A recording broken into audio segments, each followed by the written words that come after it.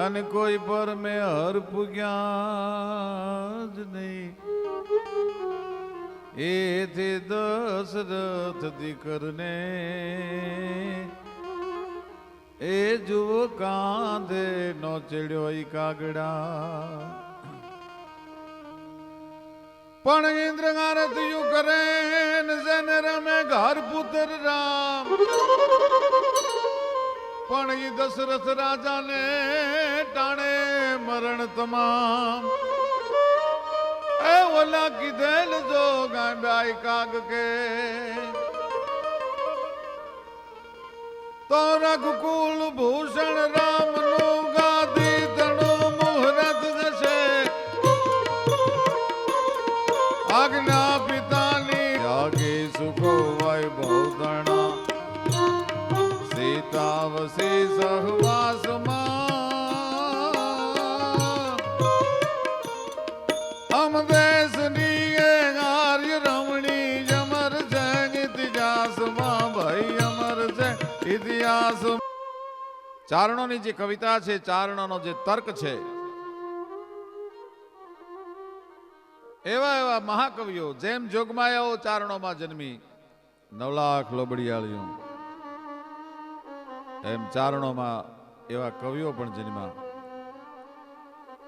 મહાત્મા નરહરદાસજી જેણે અવતાર ચરિત્ર નામનો અદ્ભુત ગ્રંથ લખ્યો, એની કવિતા વાંચવી અને અઘરી છે. તો એવડા મોટા ગ્રંથનું સર્જન કરવા વાળો એ માણસ કેટલો મહાન હશે. કટિપટ લપેટ જટ જૌટ કૌપ ગા રક્ત નયન પ્રગટેશ કૌપ કૃત સજ્જ ધનુષ ટંકાર કૈન નિશ્ચાર વધ કરવા ન લઈને કટિપટ લપેટ જટ જૌટ. સૂરજમલજી મિશન કવિરાજા કહેવાતા રાજસ્થાનમાં. કવિરાજા સૂરજમલજી મિશન. જય જય મઘેશ શંકર જડાલ કંદર્પ જલંધર ત્રિપુરકાલ ગંગા કિરીટ જય જય ગિરીશ ગજ ગૈક મહાનટ ગખિલ ગીશ રચના પ્રરાહ જય શંભુરુદ્ર શિવ જય ગણાતિ કરુણા સંબંધ. આવી કવિતાઓ લખવા વાળા વંશભાસ્કર નામનો ગ્રંથ લખ્યો કવિરાજા સૂરજમલ મિસણે. પાંડવે સિંધુ ચંદ્રિકાના કરતા મહાત્મા સ્વરૂપદાસજી, વીર વિનોદના કરતા મહાત્મા ગણેશપુરીજી, આવા જબરજસ્ત કવિઓ રામાયણ ઉપર લખ્યું, મહાભારત ઉપર લખ્યું, ભાગવત ઉપર લખ્યું, કથા ગીતો લખ્યા, શૌર્ય ગીતો લખ્યા. અને એનો એક પ્રસંગ મારે આપને કહેવો છે. શ્રવણ કુમાર પોતાના મા બાપને ખંભે કાવડ લઈ અને 68 તીર્થ જોવારવા માટે નીકળ્યો છે. ભાઈ, મા બાપ આંધળા છે. ભૂલો ભલે એ બીજું બધું પણ મા બાપને ભૂલશો નહીં. અરે અગણિત છે એ ઉપકાર એના, તમે વિસરશો નહીં.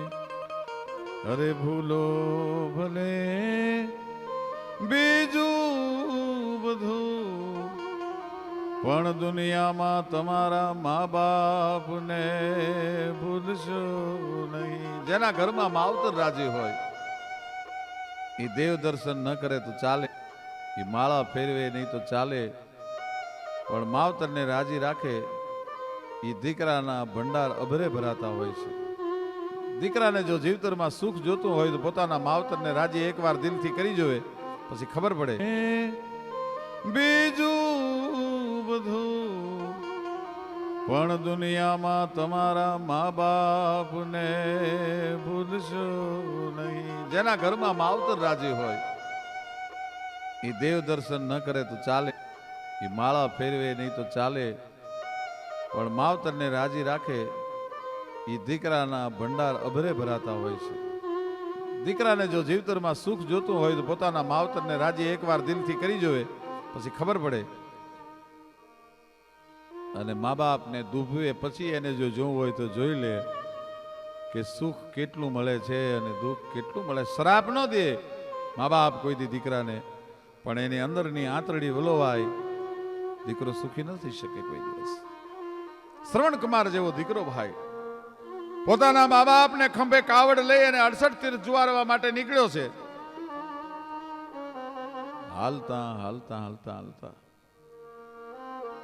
શ્રવણના પગમાં ફરફોલા પડી ગયા છે, ફરફોલા ફૂટી ગયા છે, એમાંથી રગદળ નીકળે છે અને કાંકરા વાગે છે પગમાં. શ્રવણ લંગડાતો લંગડાતો હાલે છે. નદીના કિનારે કાવડને ઉતારી માવતર તરસા થયા છે. પાણી લેવા માટે શ્રવણ કુમાર જાય છે. કિનારે કાવડને ઉતારી માવતર તરસા થયા છે. પાણી લેવા માટે શ્રવણ કુમાર જાય છે. શ્રવણની માં શ્રવણના બાપને એટલું કહે છે, સાંભળ્યો કે શું કે તમે બાપ છો, તમને ખબર નહીં પડે, પણ હું માં છું ને, મેં એને જન્મ દીધો છે, મારું લોહી છે. તમે 2-3 દિવસથી ખ્યાલ આવે છે, આપણો દીકરો લંગડાતા પગે હાલે છે, લૂલો હાલે છે, એના પગમાં કેટલી વેદના થતી. ઉઘાડા પગે આપણને 68 તીર્થ જુવારવા માટે લઈ જાય છે. આપણે આંખ્યું નથી, ભગવાનના દર્શન નથી કરી શકતા. આવા દીકરાને દુખી કરીને શું કામ આપણે આ દર્શનનું સુખ મેળવવું છે? આપણે નથી દર્શન કરવા. શ્રવણ જેવા દીકરાને આવો દુખી ન કરાય. અને શ્રવણ પાણી ભરવા માટે ગયો છે. સરિતામાં ઘડાને બોળ્યો અને એનો ઘડાનો પાણી ભરાવાનો બુડબુડ અવાજ આવ્યો. દશરથ રાજા મૃગિયા રમવા માટે નીકળ્યા છે. શબ્દવેદી બાણનો જાણવા વાળો રઘુવંશનો રાજા, રામનો બાપ, એને એમ થયું કે હરણ પાણી પીવા માટે આવ્યું છે, એટલે શબ્દવેદી જે દિશામાંથી શબ્દ ઉઠ્યો તો એ દિશામાં બાણ ઠપકાર્યું. પણ સાહેબ એક ચીજ સંભળાણી. જે જગ્યાએથી ચીજ સંભળાય, ચીજ હરણની નહોતી, માણસની હતી. અને માણસની ચીજ સંભળાણી એને ગડગડતી દોટ મૂકી. દશરથ રાજાએ એક વસ્ત્ર પહેર્યું છે, ઉપવસ્ત્ર ખંભાની ઉપર છે, ગળામાં જનોઈ છે, ખોળામાં માથું લઈ લીધું ઘાયલ શ્રવણનું દશરથ રાજાએ. અરે હા હા હા, કોણ છો, ક્યાંથી આવો છો? મારી ભૂલ થઈ ગઈ, મને માફ કરી દેજો, મને ખબર નહોતી. હું તો શબ્દવેદી બાણનો જાણકાર, તમારા ઘડાનો બુડબુડનો અવાજ આવ્યો, મને એમ થયું હરણ પાણી પીવા આવ્યું છે, મેં બાણ માર્યું, મારે તમને મારવાનો ઈરાદો. શ્રવણ કુમાર જાજુ બોલી શકે એમ નથી, એની પાસે સમય નથી. એને કીધું, રાજન, મારા માંદલા માપ તરસ્યા છે, એ સામે વડની છાયાની નીચે બેઠા છે, એને પાણી પાયાવો. પણ તારો દીકરો મરી ગયો એવું ન કહેતા હો ને, મારા મા બાપના પ્રાણ નીકળી જશે. એટલું બોલતા શ્રવણ કુમારના ખોળિયામાંથી પ્રાણ પંખેરું ઉડી ગયું. જું જલ માહી લકીર પરી સો પરી કે પરી કે પરી કે પરી હૈ, સિંહ કે અગ્ર ખડી બકરી સુ મરી કે મરી કે મરી કે મરી હૈ, देवल शीस चढ़ाई दजासो हली के हली के हली के हली है, ब्रह्म मुनि तैसे देह की आयु चली के चली के चली के चली है. પ્રાણ પંખીર ઉડી ગયું, નિશ્ચેતન દેહ થઈ ગયો. દશરથ રાજાની આંખમાંથી આંવડા મીંડા પડવા, દાડ દાડ દાડ દાડ દાડ દાડ. ભારતનો સમ્રાટ મીંડો રોવા ભાઈ. મૂગો મૂગો જઈ અને શ્રાવણના મા બાપની પાસે ઘડો મૂક્યો. બોલી નથી શકતા. માવતર કે છે, શ્રવણ આવી ગયો બાપ, લાવી પાણી, બહુ તરસ લાગી છે, જીભ હમણાં કોકડું વળી જશે, બેટા પાણી દે અમને. શ્રવણ રાજાએ શ્રવણની માના હાથમાં ઘડો મૂક્યો. બોલતા નથી. શ્રવણ બોલને મારા દીકરા, કેમ બોલતો નથી? દશરથ રાજાની આંખમાંથી આંખોડા થાય છે. ઇન્દ્રથી ન બીવા વાળો રાજા ધ્રુજવા માંડ્યો છે અંદરથી. પોતાનાથી એક પાપ થઈ ગયું છે, પોતાની ભૂલ થઈ ગઈ છે. ધ્રુજે છે, થાર થાર થાર થાર ધ્રુજે છે. શું કહેવું, કયા મોઢે કહેવું તમારા દીકરાને મેં મારી નાખ્યો છે? હાથ ફેર્યો, ઓળખી ગયા મારા શ્રવણનો હાથ નથી. કોણ છો તમે કયો ને, મારો શ્રવણ ક્યાં ગયો? દશરથ રાજાના મોઢામાંથી શબ્દ નીકળ્યા, તમારો અપરાધી છું, અયોધ્યાનો સમ્રાટ છું, મારું નામ દશરથ છે. શબ્દવેદી બાણનો જાણકાર, તમારો દીકરો પાણી ભરવા માટે ગયો, અવાજ સંભળાણો, મને એમ થયું ઘરણ પાણી પીવા માટે આવ્યું છે, મેં બાણ માર્યું, તમારા દીકરાને લાગી ગયો, તમારો દીકરો આ સંસારમાં નથી, હવે મને માફ કરી દો, મારી ભૂલ થઈ ગઈ. પણ ત્યાં તો શ્રવણનો બાપ ને અંગારા અંજાણા ભાઈઓ. બ્રાહ્મણ ક્રોધિત થયો છે, વિપ્ર ક્રોધિત થયો અને કદાચ દશરથ મારા જીતરના તપને ભેળું કરીને એક અંજલિ જો અયોધ્યાની સામે છાંટું તો તારા વંશના મૂળિયા ઉખેડી નાખું, ન રહેવા દઉં. પણ હું બ્રાહ્મણ છું, શ્રાપ નહીં દઈ શકું, મારાથી નહીં દેવાય શ્રાપ. પણ શ્રવણની જનેતા ન રહી શકી, માનો સ્વભાવ છે ને. એણે એટલું કીધું, રાજાન અમે બીજું કાંઈ નથી કહેતા, પણ પુત્ર વિજોગે અમારા બેયના ખોળિયામાંથી પ્રાણ નીકળે છે, એમ રાજન તારું મૃત્યુ પુત્ર વિજોગે થજો. એટલું બોલતા બેયના ખોળિયામાંથી પ્રાણ નીકળી ગયો. ભાઈ બેયના ખોળિયામાંથી પ્રાણ નીકળી ગયો. સાહેબ, આ દેશના વિપ્રનો શ્રાપ એ દશરથ રાજા માટે આશીર્વાદ બની ગયો, કારણ કે દીકરા દશરથને હતા નહીં. દશરથ તો વાંજીઓ કહેવાતો હતો, પણ પુત્ર વિજોગે ક્યારે મરે કે જ્યારે દીકરા થાય ત્યારે. એટલે ચાર દીકરાને બ્રાહ્મણના શ્રાપમાંથી અવતરવું પડ્યું ભારત વર્ષમાં, એમાં રામને આવવું પડ્યું. મિત્રો, શેષાવતાર લખનને આવવું પડ્યું.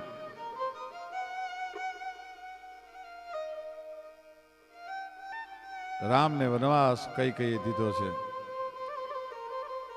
બહુ દશરથ રાજા સમજાવે છે, કઈ રેવા દે. તારે જે જોઈએ બીજું માગી લે, પણ મારા રામને વનવાસ ન દે. વનવાસ કઈ દીધો છે. બહુ દશરથ રાજા સમજાવે છે, કઈ રેવા દે. તારે જે જોઈએ બીજું માગી લે, પણ મારા રામને વનવાસ ન દે. કેતો તને પાયે લાગું, કેતો પ્રાણ ત્યાગું, કેતો તારો ભિખારી બનીને ભીખ હું માગું, પણ વન ન દે મારા રામને. કઈ મારા રામને વન ન દેતું. કે કેતો તને પાયે લાગું અને કેતો પ્રાણ ત્યાગું,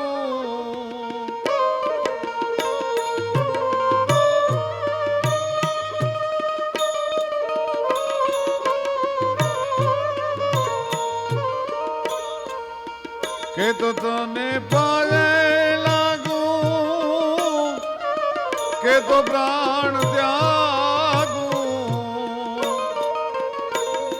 તારો ભિખારી એને ભીખ હું તો માગું રે, વન નો દે મારા રામને રે જી. તારો ભરત ભલે ને ગાદીએ ગાવે રે, વન નો દે મારા રામ ને જી.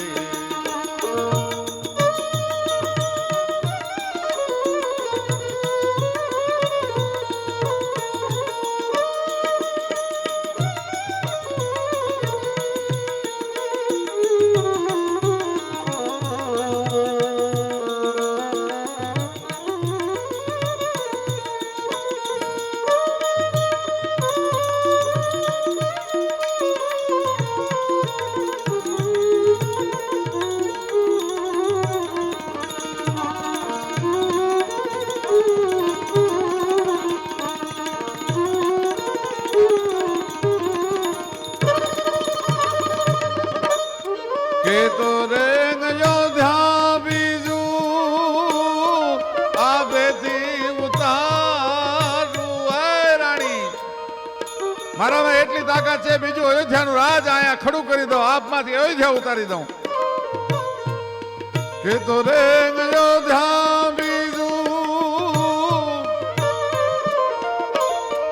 આબેથી ઉતારું પણ મોત કા બગાડે કજ કજ મારું રે વનનો દે મારા રામને રે તારો ભરતજી એ ભલે ને ગાદીએ ગાવે રે વનનો દે રાજા રામને રે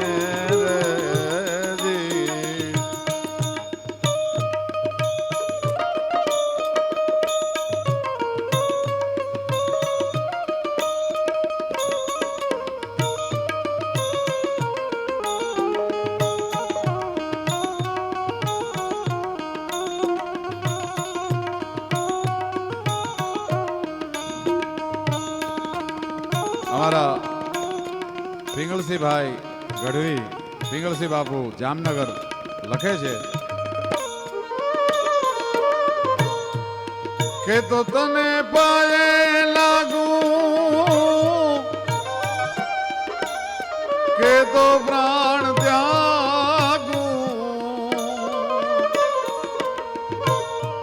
એ જી તારો ભિખારી એ બનીને ભીખ હું તો માગું રે વનનો દે મારા રામ ને રે જી વનનો દે મારા રામ ને રે જી દશરથ રાજાને એક પણ વિનંતી માન્ય ન રહી. ટૂંકમાં વાત કરું, રામને વનવાસ મળ્યો. સુનહુ ભરત ભાવી પ્રબલ બિલકી કહેવું મુનિનાથ હાનિ લાભ જીવન મરણ જસ અબ જસ વિધિ હાથ. રામ વનવાસ પછીની એક રાત્રે દશરથ રાજા પોતાના મહેલમાં સૂતા છે. ખંડમાં દરેક રાણીઓ પોતપોતાના ઓરડામાં સૂઈ ગયા છે. સચરાચર જગત જંપી ગયું છે. અને અડધી રાતે દશરથ રાજાની આંખ ઉઘડી, સામે ભીતમાં બે માણસો દેખાણા. દશરથ રાજા કૌશલ્યાજીને કહે છે, રાણી જાગો ને. શું કે સામે આપને ભીતમાં કઈ દેખાય છે? ના રાજન, કાંઈ નથી દેખાતું. રાણી, મને શ્રવણના આંધળા મા બાપ ભીતમાં દેખાય છે અને મારી હામાં દાંત કાઢે છે. એમ કે છે, કાં રાજન, તબિયત તો બરાબર છે ને? મજામાં તો છે ને? રાણી, મને મારું પાપ આંબી ગયું. મને શ્રવણના આંધળા મા બાપના પાપ લાગી ગયા. રાણી, માણસને માણસનું કર્મ નથી છોડતું. અને કવિ કાગની તર્કબદ્ધ કલમ ચાલુ થાય છે. એ જીગંધોને ગાંધી બે અયોધ્યાનો સમ્રાટ દશરથ આખા જગતને ભલામણ હું કરીને જાઉં છું કે માણસને માણસનું કર્મ ન છોડે. ઇન્દ્ર જેના દરબારની આરતી ઉતારતો હોય, થાપણના થરને કોઈ પર મેં હર પૂગ્યા નહીં. એથી જુઓ દશરથ દીકરને કાંધે નો ચડ્યો કાગડા. અને કાગ બાપુ લખે કે રામ રામ એ રટીને ગયો એનો